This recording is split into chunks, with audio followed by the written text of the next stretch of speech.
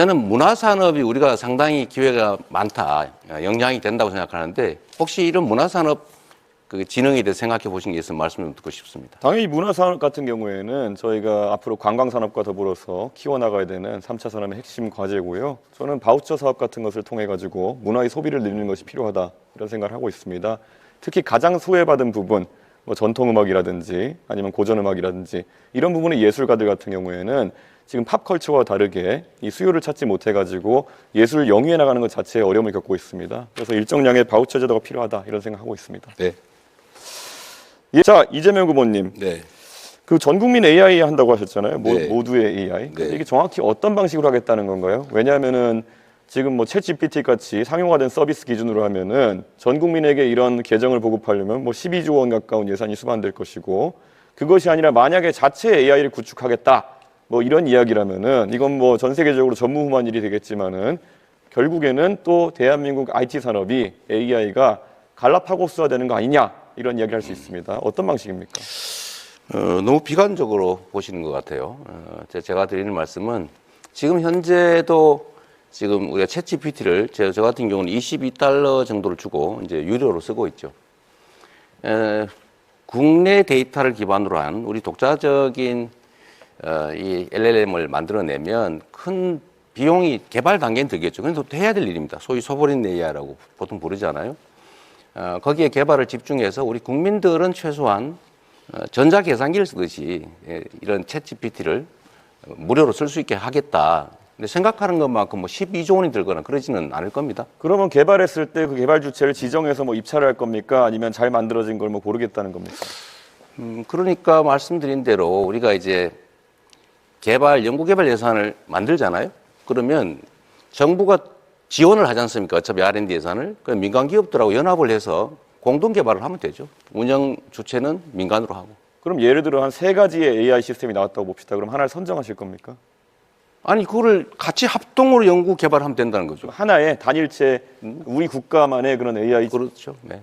천하통일해서 하나를 만들겠다 이런 말씀이십니까? 가급적이면. 그럼 민간에서 하는 걸 막을 필요는 그렇게 해가지고 어떤 AI 파운데이션 모델이 나올지는 잘 모르겠습니다만은 이거 외에도 보면 지금 이재명 후보에 대해서 많은 지적이 들어오는 게 호텔 경제 이야기를 들어보셨습니까? 본인이 지어낸 말이죠. 그건 성장을 말한 게 아니고 경제 순환이 필요하다는 걸 극단적으로 단순화해서 설명한 거예요. 그럼 그 경제 순환을 했을 때 이게 결국에는 케인지언 승수 효과 같은 것을 노리고 하신 말씀이십니까? 아니면 어떤 취지입니까? 승수 효과 얘기를 한 거죠. 예를 들면 돈이란 고정돼 있으면 있어도 없는 거와 같죠. 근데 한 번 쓰여지느냐, 2번 쓰여지느냐, 3번 쓰여지느냐에 따라서 경제가 순환이 되면 그 자체에서도. 그런데 이 그림 그리신 걸 보면은 도는 과정에서 돈이 사라지지 않고 계속 그 한계 소비 성향이 1로 해가지고 계속 돌거든요. 무한동력입니까 그러면? 그 그림을 그린 것은 내가 그린 게 아니고. 본인 말씀하신 거 그대로 그렸던데요. 어디가 잘못된 겁니까? 예를 들면 그건 예일 뿐이다라고 생각하시면 좋을 것 같아요.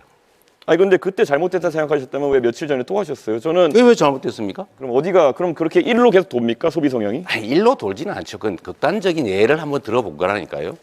왜 그렇게 단순하세요? 단순하게 말씀하셨잖아요. 근데 이걸 이해하기 쉬우라고 단순하게 말한 거예요. 호텔이 취소한다는 부분까지 완벽하게 그림의 인들을 말씀하시지 않습니까? 그럼요. 그런 것처럼 경제는 순환이 중요하다. 아니 저는 이재명 후보님께 명쾌하게 좀 해명하실 기회를 드리는 건데 그냥 그게 그런 거다 이러고 가시면 되겠습니까? 저는 충분히 설명해서 이해를 못 하시는 것 같아요. 그런 겁니다. 그래요. 예, 이재명 후보님 정년 연장을 하실 계획이라고 이제 들었는데 이렇게 되면 젊은 세대의 일자리는 악영향을 주는 거 아닙니까?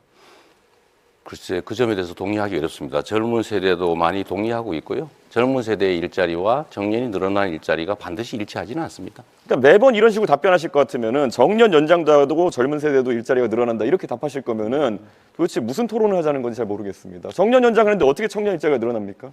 너무 극단적이십니다. 예. 예.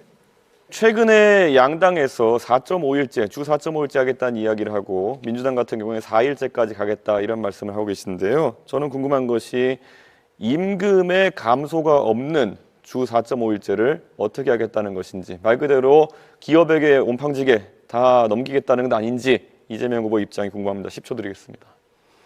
당연히 임금 감소가 없이 4.5일제로 가야 되고요. 그거는 앞으로 우리가 점진적으로 타협을 통해서 나아가야 된다. 우리 방향을 얘기하는 겁니다.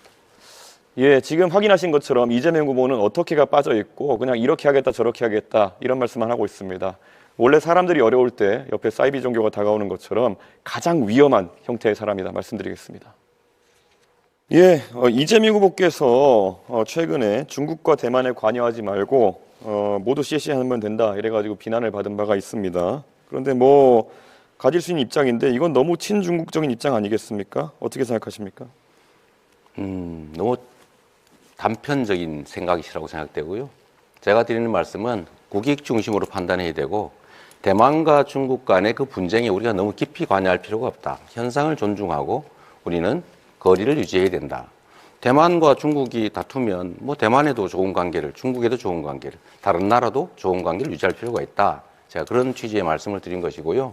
중국 친중이 다르게 생각하는 것은 참 그 정치인으로서는 좀 적절치 않은 표현 같습니다. 예, 그런데 이런 관점에서는 그러면은 앞으로 국제적 분쟁이 발생했을 때 다른 나라도 우리에 대해서 비슷하게 생각할 수 있는 거 아닙니까? 미국 입장에서 트럼프가 뭐 한국이 북한하고 좀 싸우면 어때? 우리 그냥 둘 다 CC하면 되지 이렇게 나오면 곤란한 거 아닙니까? 일반적인 사례와 특수 상황에 대한 사례를 좀 구분하시면 좋을 것 같아요. 뭐든지 극단화시키는데 지금 통상적인 외교와 통상적인 무역 그리고 통상적인 국제관계의 얘기를 한 것이고 침략을 한다든지 전쟁이 벌어진다든지 하는 상황이 벌어졌을 때는 그 상황은 또 다른 것이죠. 계속 말을 돌리고 계신 게 잠깐만 제가 답변할 때 예. 좀 하게 하시죠. 네, 답변 30초 시간을 보장하셔야 그래서 됩니다. 그런 점들에 대해서는 극단적으로 좀 판단하지 않으시면 좋겠습니다.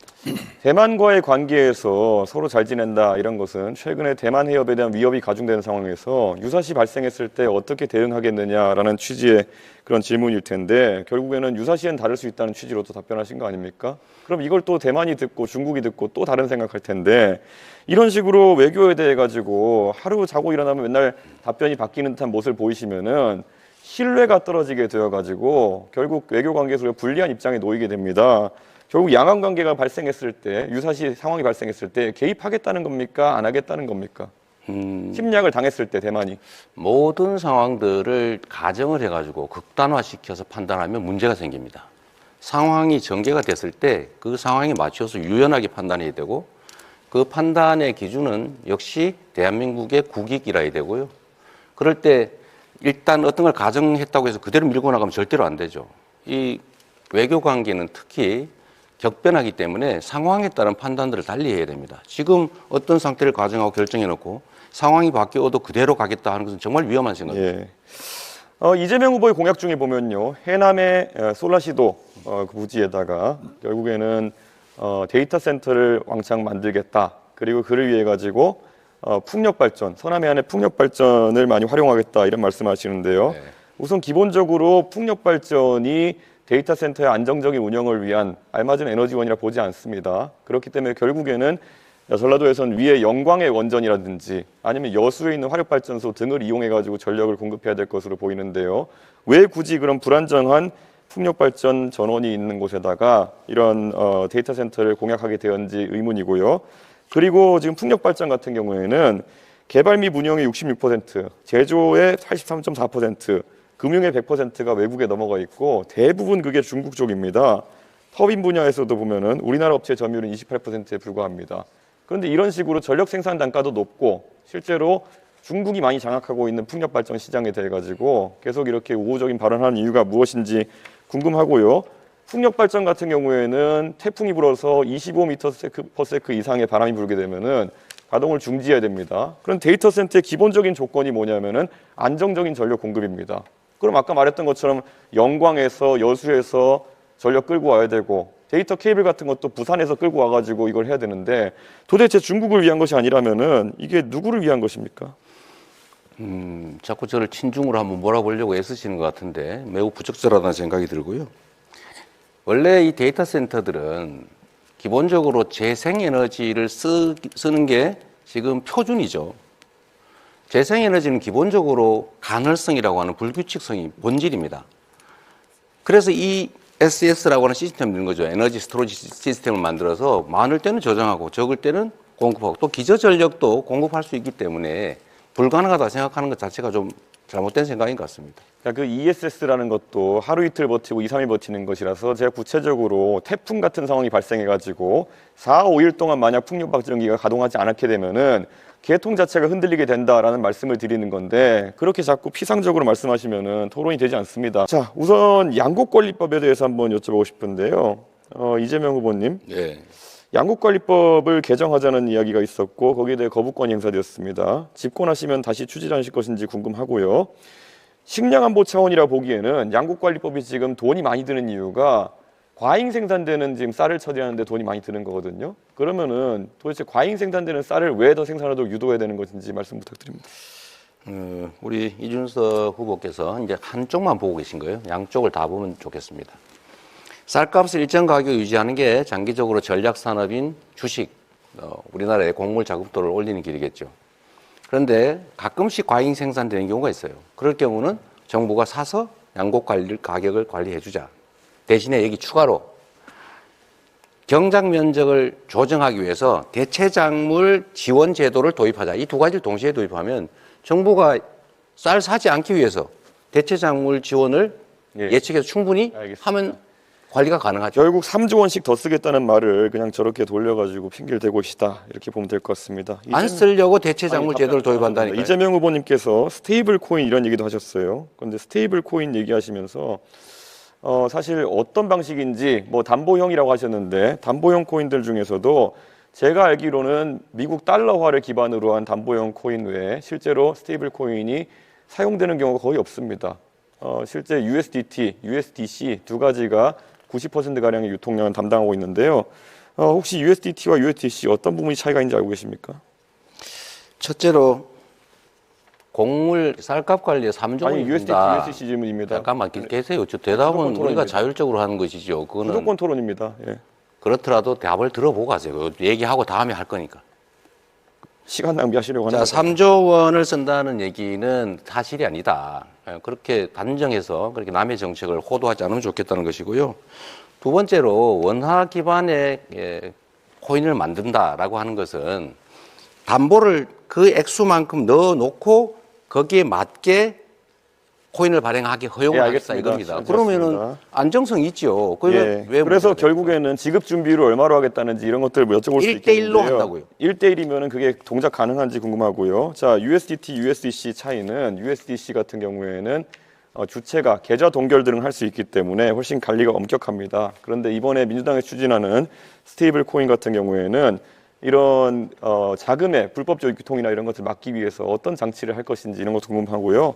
예를 들어 USDC 이런 것들은 대북 송금 같은 걸 하더라도 그걸 전부 다 계좌를 동결할 수 있기 때문에 조금 더 안전한데 이런 스테이블 코인에 대한 구체적인 전략 없이 실제로 그냥 이야기해 버리되면은 작전주 하시던 것처럼 그냥 시장을 들썩이게 하는 효과밖에 없다 이렇게 말씀드릴 수 있을 것 같습니다. 이게 코나이 같이 또 어떤 기업이 맡아가지고 이런 사업을 진행하게 될지 갈수록 궁금해지고 있습니다. 답을 좀 할까요? 아니요. 그리고 민주당이 사실 허위사실 공표 행위에 대해서 행위 부분을 삭제하겠다 이런 말을 하면서 이런 토론 자리에서 자유롭게 좀 말하자 이런 취지로 입법을 하는 걸로 알고 있는데요. 오늘 당장 아까 자랑스럽게 김용태 의원 얘기를 하시던데 김용태 의원이 이재명 후보 말씀하신 내용에 대해서는 부연해서 얘기하는데 그걸 왜곡이라 하시면서 바로 고발해 버리시는 취지는 뭡니까? 공직선거법 나는 고발하면 안 되고 김용태는 해도 된다 이런 겁니까? 이것도 역시 하나만 알고 계셔서 그런 거예요. 낙선 목적 뭐 이런 거 하시려는 거죠? 우리가 얘기하는 것은 자신의 당선을 위해서 행위에 대해서 뭐 종교, 경력, 학력 이런 건 다 놔두고 과거에 있었던 어떤 행위에 대한 발언이 잘못되면 그걸 처벌하는 거 이거는 전 세계 찾기 어려운 제도다. 이렇게 악용이 되지 않습니까? 그러니까 낙선 목적으로 타인에 대해서 허위 사실을 막 공표하는 건 처벌해야죠. 자기가 어떤 일, 옛날에 어떤 일, 친구하고 어떤 일이 있었는데 이런 얘기가 처벌하면 되겠습니까? 예. 그렇게 악용하면 안 된다. 그 얘기예요. 예, 어쨌든 AI 투자에 대해서도 계속 100조 말씀하셨는데요. 대충 그럼 100조라는 큰 돈을 국민들한테 제시하셨으면은 얼마를 어디에 넣겠다 정도 개괄이 있을 것 같은데 분야 한번 세 가지로 나눠보시겠습니까? 세 가지로 나눌 이유는 없는 것 같고요. 나눠서 얘기해 일단은 주시죠. 내 얘기를 들어보십시오. 100조 원이라고 하는 것은 당장 100조 원을 정부 재정으로 만들겠다는 게 아니고 AI 관련 산업에서는 연구 개발도 필요하고 지원도 필요하고 투자도 필요한데 정부가 모태펀드 등을 만들어서 민간 자본을 유치해서 연차적으로 100조 원 정도를 투자하겠다 그 말이니까 그 세부적인 내역을 어디다가 투자할 거냐, 어떤 회사에 투자할 거냐, 어떤 연구에 투자할 거냐라는 것은 또 검토해 가면서 만들어가는 것이죠. 예, 알겠습니다. 세부적으로 계획도 없는데 100조 원 넣겠다는 말씀 잘 들었고요.